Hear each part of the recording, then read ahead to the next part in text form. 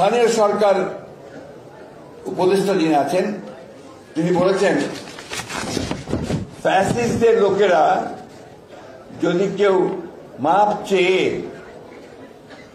নির্বাচনে অংশ নিতে চায় তাহলে তারা অংশ নিতে পারবে। এটা কি আপনারা মেনে নেবেন? তোমরা এটা মানবে?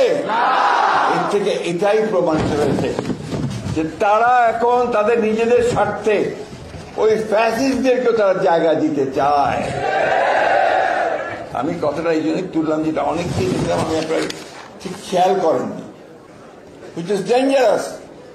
তার মানে কি আমরা এটা মনে করব যে তারা সরকারে থেকে তাদের দল গোছানোর জন্য তারা বিভিন্ন রকম কৌশল নিচ্ছেন? সেই কৌশল নিলে তো আমরা তা হতে দেব না, এই দেশের মানুষ তা হতে দেবে না।